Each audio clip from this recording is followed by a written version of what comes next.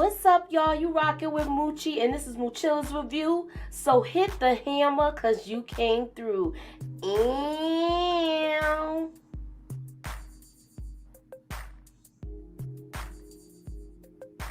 What's up, y'all? It's Tommy's turn, y'all. This is Power Book for Force, Episode 2, Season 1. The name of the episode is King of the Goddamn Hill. So we're going to do a little breakdown, see if we could pick it apart and make some predictions. So let's get into it. And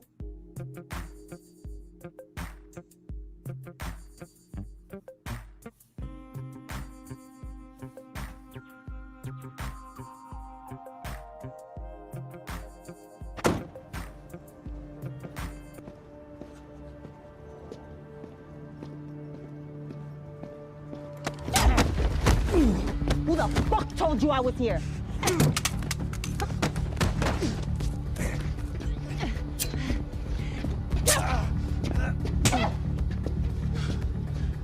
Wait a minute. I know you. Of course you do, pendejo. You're here to fucking kill me. Seems like more like you trying to kill me. It's self-defense. That fucking scar, Liliana. I should have killed you back in New York.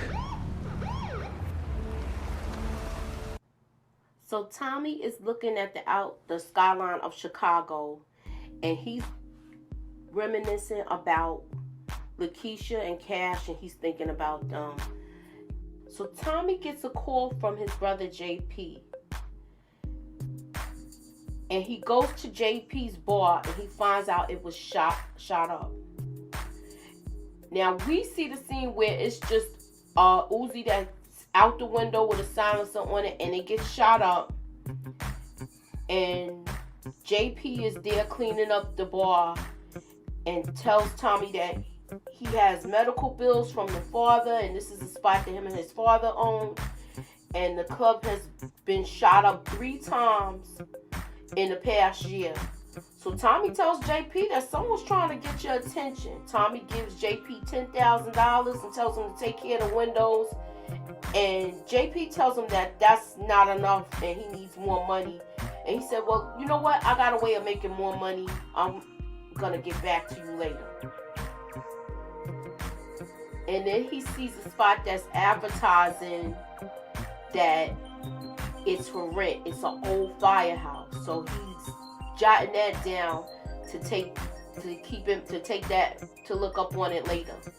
So Walter Flynn gets a call from his doctor saying that he's sick. It's his oncology report. So basically they're saying he has cancer. He's bent over the desk coughing and looks like he's about to pass out, and Vic walks in. And he sees that his dad is sick, and he's letting Walter know that, Dad, we need to tell Claudia. And he's like, no, it's just gonna go like this. I die, you take over. So he's letting him know this is the Irish way. This is what you have to do. And if you don't do right by our people in Ireland, they will come after you. It will be hell to pay. So he has to do the business accordingly and answer to the people in Ireland. So we get to the barbershop where Diamond is talking to Jannard. And Jannard is trying to tell him, like, look, we need these young hitters because we got to have soldiers and we need shooters. And Diamond is totally against it.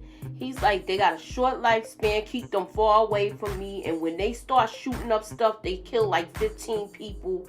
And this is not a good look for us. Tommy is walking down the alley where he is blindsided and hit by a woman. And the woman is Liliana.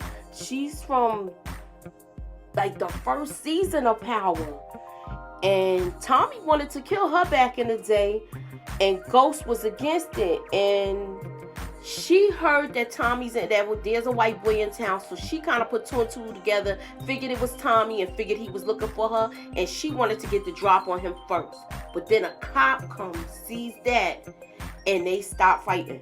Not for nothing, Liliana was giving Tommy a run for his money, and she wasn't beating that ass, but she sliced him. She sliced his jacket, and then when the cop came, they basically broke everything up, and then they went their separate ways. So we get to Gloria and Vic. Gloria was taking a shower in her apartment, and when she comes out the bathroom, Vic is in her house. And she's like, you can't keep showing up like this. And he was like, I had to see you. So basically, he wanted to get it on with her. And she was like, no, I'm good. So Gloria turns Vic down. Vic is like, are you seeing somebody else? Is there someone else? And she's like, no. But you and I can run away together, he says to her. And she says, you can't go anywhere because they'll follow you. And you are supposed to have a full Irish-born son, so you have to marry a white woman. I'm not in the program. I'm not in your future. Gloria asks Vic for her key back. He says no. He says, I'm not giving you the key back. If you want me not to come over here anymore, change the lock. You know she's going to change that lock, all right? So my question is, and I want y'all to answer it, will Gloria change her locks? Let me know what y'all think in the comments. So we are back at Diamond's barbershop, and Tommy shows up. Tommy shows up, and then there's a fella there that frisked him, and his name is Elijah, which is played by Jeremiah. Now, Tommy basically came back to bring back the bag of drugs and the money that he took from Jannard. And Jannard is like, why didn't you just keep it? You crazy. And he's like, that's not what I do. And he said, basically they want to know what's his angle. So while he's here, as Tommy's getting ready to leave, a little something pops off and the two youngins come inside. But Tommy was able to defuse the situation. He lets them know he came here to make things right. And this is where Diamond and him go outside and parlay and chat it up a bit. They're outside talking, and then a car comes by. They all pull out guns. They got masks on and everything. And they pick up Tommy, Tommy and Diamond put pillowcases over their head, and they shove them in the car, and they take off. When they get here, we find out that it's Rojas's people. And they want them to go do all these drug drop-offs because the block is hot right now. It's cops all over the place. And it's too hot for them to be out there. So they want Diamond to deliver these drugs and do it within 3 hours. Now, I don't know how that's going to get done in Chicago. I don't know how the traffic is. But it seems like that's an impossible thing because you're going to bump into traffic some sort of the time while y'all doing this. So 3 hours, I kind of find that like a little iffish. But, whatever the case may be, that's what they got to do. So at first, they was going to make Diamond go by himself, but Diamond was like, no, I need a wheelman. He came in here with me, he's leaving with me. So now him and Tommy are together, and they're gonna go do these drop-offs with the heroin. And that's what's going on. They got 3 hours to do it. This is per Rejos. And we find out here that Diamond is responsible for Rejos for being in the chair. So this is what's going on here. So now we finally got a backstory on how Rejos got into the wheelchair. So Claudia's doing her daily job duties, counting this money. So Claudia mentions how she saw Peggy Shaughnessy today at the gym. And he's like, don't go there. And she's like, I like Gloria, but you got to get with the program. You're in line for the brass ring and you don't even want it. But she stops herself. Vic is telling Claudia that she sounds just like her father. So, he's not with all of that. So Claudia mentions the part about the designer drug and how this is going to be a real moneymaker and it could do good for their business. But Vic is like, Dad will never go for that designer drug crap. And she said, well, why don't you tell him? Not coming from me, but why don't you tell him? And he's like, no, and he's totally against it. So Tommy and Diamond are going in to make these drop-offs. They're driving around. And actually, Diamond is driving Tommy's Mustang. Now, the only person I seen driving Tommy's Mustang was Tariq when he taught him how to drive. I never saw anybody else drive Tommy's car. So this is like a big thing to me. So they get on the subject of Rojos, and he wants to know, well, if you put him in a chair, why didn't you finish him? He said, I didn't want to get more time. So basically, we find out here that Rojos was put in the wheelchair by Diamond while they were in jail. So we find out here from Rojos' boy, he gets a call from Rojos, and he says that the drop-offs have to be done today or the cartel will be really after them, chopping off heads. And then we see Elijah, and they're looking for Jannard, and he's missing now. So we get this call from Rojos' people, and they have Jannard. So now Diamond is really pissed off because Jannard is beat up and everything. So now they go to the second drop off, and Tommy drops the stuff outside under a dumpster, the heroin, and he goes inside. But this place is right up Tommy's alley because it's a old school car place. It's a chop shop, and he's talking to the woman here, which her name is Miss Soto, and she doesn't have time for the chit chat. He's bragging about how he got a Mustang and the year it is, and she's like, I don't care. She just want to make sure she get her drugs and that they cut pure, and pretty much he's on his way after that. And she asks him who's he working with. He tells her that he's working for himself. So we're gonna see these people again. Next, he goes to the Hasidic Jew area, and he delivers the drugs there. The Jews, yo, they got their shit down to a science where they doing testing to make sure stuff is pure. They got not only one test, but two. They not doing no dipping a pinky in the product and then tasting it like some people were doing. Anywho, the Flynn family is having a little meeting with the father, daughter, and son. So Claudia tells her father, Walter, that the drugs are outdated. And he says it's not outdated, it's dependable. And he just like, you know, every couple of years somebody comes with a new drug and like it's the biggest thing since the wheel. But he gonna stick with what he knows. She wants to kick this designer drug thing, and he tells her, stop. Why do you keep coming in a room that you are not wanted in? So he's letting her know all you do is handle the money. He handles everything on the street, meaning Victor. He does not want her in that part of the game. Now this next spot that Tommy get to is a real trap house.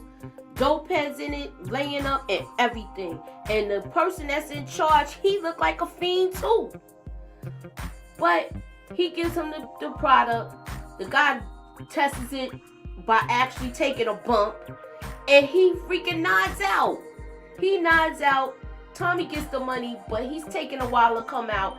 And then this cop starts to bother Diamond. And he seems like he's a real racist guy. It seems like he wants him to give him a reason for him to pull his gun out, which he pulls it out. He starts this out all wrong. He said he was texting and driving. He know damn well that car was parked. He wasn't even moving for him to say some crap like that. Diamond kind of feels like he's gonna de-escalate the situation by not getting out the car, not moving, but it seems to agitate the cop even more, and he pulls out his gun at this point. Just as he's pulling out his gun, Tommy comes, and this is the first time I've seen Tommy use white privilege, and he's, you know, is there a problem, officer? My tags are right. I have no tickets. I'm not in the red zone. So what's the problem? And he's like, oh, this is your car? You know him? He said, yeah, that's my barber. David Sampson, my barber. So he lets him know that basically Diamond is David Sampson. He has his government name. And he tells him that it's his barber. Oh, so this is your car, bro? And then the whole conversation changes. Like that's his homeboy that he knew for 1,000 years. This crap pissed me off. What did y'all think about this whole scene? Let me know what y'all think in the comments. So they get all the deliveries done and they go to Rojos' people. And when they get there, Rojos people got a crew with guns with scopes and everything, infrared lights and all of that. All the money's there, so they let Jannard go. And Tommy, Jannard, and Diamond walk out of there. And Elijah picks them up. And just as they get ready to leave, Diamond hits Tommy off with $25,000. But then he says, I see you clocking my city. I saw what you was doing when we was making these drop-offs. What's your angle? And he's like, I'm just trying to make some money. And they leave it at that for now. And Diamond tells Tommy to watch his back. After he says, you clocking my city part, he tells Tommy to watch his back. So Tommy shows up at his grandmother's house, and JP's there, and he asks him if anything looks familiar, and he tells him about the couch. The couch looks familiar, and how it is in the summertime with those couches, how you get stuck to them because it's hot. And he pops in a VHS tape, and it shows Tommy as a little boy, and you actually see the innocence of Tommy. And you see him with Kate, and this is back in 1985. AP is still baffled with how Kate left him. And then he mentions that he has a son and how he would fight so hard to keep him, and how he lost him because when he came out, his wife got pissed off and basically she caused the division, and he hasn't seen his son in 13 years. He hasn't seen him in 13 years. Tommy gives him the $25,000. He doesn't want to take it at first, but he gives it to him.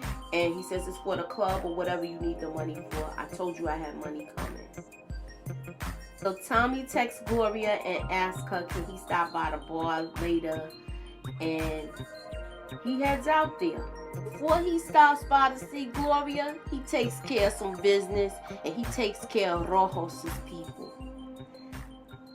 Puts them in the trunk. They still talking smack like, whoa, when I get out of here, I'm gonna do da this and stuff. But they not getting out of that shit. Yo, he lit them up and fried them like some bacon. Anywho, Tommy then goes by the barbershop and shows Diamond and Jannard the Versace shirt, and they know what it is. They know that this dude is gone. So it's like, oh shoot, he did this? So now, question is, does Jannard and Diamond and the crew think that Tommy did a solid for them? Or do they think like it's nothing, like they gonna cause some more beef between Rojos' crew and them? Let me know what y'all think in the comments. So Tommy shows up at Gloria's bar, and they're there talking, and he's behind the bar and he's serving her drinks. So you know she's feeling him, and she's liking what she's seen. So she's like, why did you decide to come back? He was like, there's something about this place. Tommy lets her know though, no, it's not you. It's just something about this place. This is why I came back. And while they're talking, you know, he's attracted to her, but I think it's kind of like he want to get his mind off of things. He still loves Keisha, but he wants to get his mind off of things, and he wants to have fun and release some tension. And he kisses her, and while they're kissing, you see this dude outside watching them. You see Vic outside watching them, and he like, this motherfucker. So he is pissed off now that he sees them two together. So what type of friction is this going to cause between Tommy and Vic? Let me know what y'all think in the comments. So remember the old firehouse that Tommy passed by earlier that day that's for rent? It's an old guy that has it, and Tommy pays him enough to get out of there and get lost, and that's gonna be Tommy's spot. They had a card game going there, so I don't know if this gonna be like another one of Tommy's side hustles, because you know he used to have the card games and stuff going there. So this might be a good spot. I think it might be his living spot for a minute, because it does look something like the loft he used to live in. But it might also be somewhere where he can have run card games and stuff like that. And then he's looking at the map of Chicago, and he's looking out at the territory and what he has in store for him. We see Liliana at her spot. She's chilling, watching TV. And then she hears a sound, and it is Tommy. Tommy comes in her house. They start scrapping again. She tells Tommy she's not working with anybody, and she didn't tell anybody who he was. She just heard about him. And he's like, now I got to drop on you. And he's getting ready to take her out. And then when he puts his foot through this floorboard and finds this dope with the spider on it, and he asks her, do she want to make money? And she's like, yeah. So now they got plans. So that was my review. Let me know what y'all think in the comments. Do you think that Gloria's going to change the locks? Do you think there is going to be some friction between Vic and Tommy? Do you think it's going to be some friction between Tommy and Jannard? Do you think that this was a good episode? Let me know how y'all felt about the episode. I thought it was pretty good. And